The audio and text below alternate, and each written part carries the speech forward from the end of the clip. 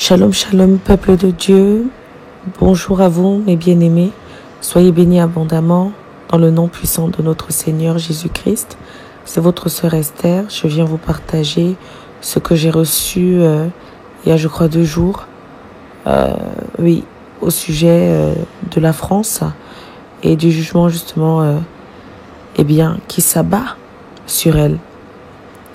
En fait, le Seigneur, dans ce songe, a montré, pour ceux qui sont au courant, il y aura quelque chose ce 1er mai.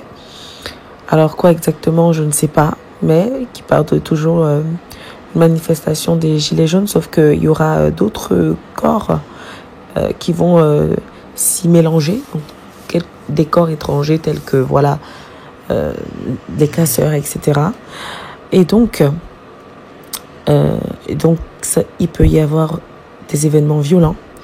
Le Seigneur a montré dans ce songe que ça allait être le cas et que ça allait prendre un tournant dramatique et qu'il y allait avoir justement beaucoup de violence. J'ai vu aussi des gaz comme des fumigènes ou je sais pas, comme quelque chose qui avait explosé. On parlait dans le songe d'éruption. Alors est-ce que c'est une éruption volcanique? Est-ce que c'est une éruption juste de gaz, par rapport à une explosion ou quoi?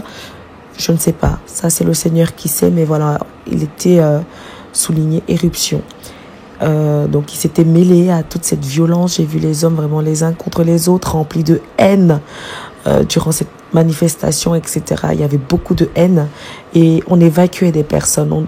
Il y avait beaucoup le verbe évacuer, parce que je voyais des personnes qui étaient évacuées donc vers le nord, donc vers des zones calmes, rurales, et qui étaient donc évacuées, etc. Donc, bien-aimés, vraiment, c'est pas le temps de jouer. Vraiment, les jugements du Seigneur sont en train de tomber sur cette nation. Il avait souligné que cette nation a tellement nourri Satan qu'il s'est assis sur la France. Il s'est assis sur la France. La France, oui, France, tu as des richesses mal acquises. Tu as un orgueil surdimensionné. France, frappe la poitrine devant l'Éternel. France, demande à Jésus-Christ de te pardonner, de nettoyer tes péchés. France, demande tout simplement et humblement pardon à l'Éternel. Église, si tu entends ce message, repentons-nous ensemble pour notre nation et pour nos nations, car beaucoup de nations seront vraiment jugées par l'Éternel. Jugées sévèrement par l'Éternel, car l'iniquité a juste atteint un niveau incroyable et l'orgueil, particulièrement en ce qui concerne la France, c'est juste wow. Eh bien voilà, c'était cela ce partage. Le Seigneur a montré aussi que l'Église va beaucoup souffrir, que vraiment nous allons passer par des moments de tribulation. Donc voilà, bien-aimés, retenez le fait que nous allons souffrir. Nous allons souffrir. Et dans ce songe, en fait, il y avait un passage de la Bible. C'était comme un livre, mais je savais en fait dans le songe que c'était la Bible. Et j'étais en train de montrer ce passage donc à une bien-aimée, quelqu'une que je connais pas, mais que je semblais connaître dans le songe. Et c'était un passage sur les persécutions, les tribulations par lesquelles l'Église devra passer.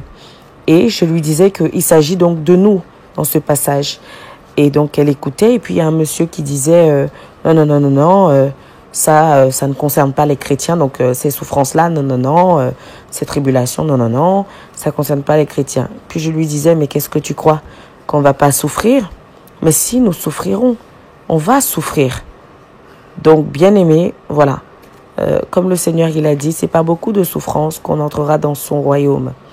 Alors, on ne peut pas toujours comprendre, c'est vrai, lorsque la souffrance vient, pourquoi nous devons souffrir. Mais la Bible, c'est notre guide et elle nous dit que nous devons avoir part aux souffrances du Seigneur Jésus-Christ. Et comme aujourd'hui, nous ne vivons plus pour nous-mêmes, nous vivons pour lui. Donc, laissons donc le Seigneur nous guider, justement, et nous fortifier aussi, justement, dans ces souffrances et nous enseigner au travers ces souffrances-là également, afin de nous garder patients, car c'est le but des épreuves, c'est de produire en nous de la patience et de nous garder dans l'espérance du retour donc de l'avènement de notre Seigneur Jésus-Christ, puisque c'est vraiment ce vers quoi nous devons nous tourner, c'est son avènement. Alors, bien-aimés, je vous encourage et je vous fortifie à pouvoir parler du retour de notre Seigneur Jésus-Christ lorsqu'il vous en donne l'occasion.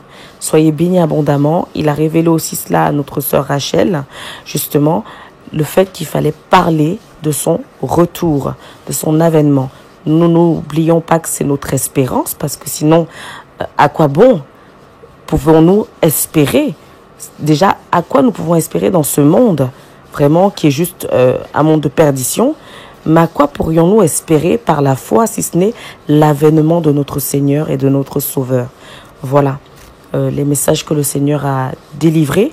Soyez bénis abondamment, demeurez prêts pour son retour et que chacun puisse examiner à la lumière du Seigneur. Non pas à notre propre lumière, mais à sa lumière. Voilà, puisque c'est lui qui a la sagesse infinie. Bien aimé, j'ai oublié de préciser que donc dans le songe concernant la nation française, le Seigneur a indiqué qu'est bien donc ces jugements exercés, cette violence, cette haine qui va vraiment prendre une tournure inimaginable, eh bien cela était, si on peut dire en quelque sorte, la mise en place véritablement du songe reçu par la sœur Rachel au sujet du chaos qu'allait connaître cette nation. Elle avait vu justement une bataille, elle avait vu une grande violence puisqu'il y avait des corps au sol, il y avait des nuages gris, il y avait comme du gaz aussi, un peu bleuâtre, etc., comme si quelque chose avait explosé. Bref, c'était lugubre, c'était ténébreux, c'était vraiment, vraiment lamentable, vraiment dévastateur. Donc, le Seigneur a bien souligné le fait qu'en fait, ce songe que j'étais en train de recevoir était en fait ce que elle a reçu. Donc, la mise en place de cela. Voilà, bien aimé, ce que le Seigneur avait comme partage justement pour son Église. Préparons-nous pour son avènement. Pour cela, eh bien, comme j'ai dit, ne nous appuyons pas sur notre sagesse, appuyons-nous sur la sagesse de l'Éternel, comme dit sa parole, et prions le Seigneur, cherchons sa face sincèrement, demandons-lui de nous examiner, de nous dire où est-ce que nous en sommes dans notre relation avec lui. Demandons-lui si nos robes, justement, sont encore remplies de taches et supplions l'Éternel de pouvoir laver nos taches, laver les taches aussi des robes de nos bien-aimés. N'oublions pas aussi les uns et les autres qui ont besoin, car tout le monde a besoin de connaître notre Seigneur Jésus-Christ. Nous n'oublions pas aussi nos frères et sœurs en Israël, eh bien, ainsi que nos frères et sœurs dans tous les continents qui ont besoin de connaître le Seigneur Jésus-Christ. Bien-aimé, toi qui écoutes ce message et qui ne l'as pas encore reçu, s'il te plaît, repens-toi de tes péchés. Sincèrement, demande pardon tout simplement au Seigneur Jésus-Christ et accepte-le comme ton Seigneur et Sauveur personnel. Et laisse-le te conduire en t'abandonnant entre ses mains. Soyez bénis abondamment et je vous dis au prochain audio. Vous pouvez nous retrouver sur notre radio Menorah Yeshua. Je vous avais présenté les diverses émissions et vous pouvez retrouver sur la chaîne Menorah Yeshua TV, justement ce qu'a reçu notre sœur Rachel dans la vidéo intitulée Incendie de Notre-Dame, les jugements de la France ont commencé. Voilà, bien aimé, comme ça vous pourrez retrouver ce qu'elle avait reçu de la part du Seigneur au sujet du chaos qui va vraiment dévaster la France, qui va s'abattre sur la France. Voilà, mes bien-aimés, à très bientôt, demeurons prêts pour l'avènement de notre Seigneur Jésus-Christ. Que Dieu vous bénisse tous ainsi que vos familles.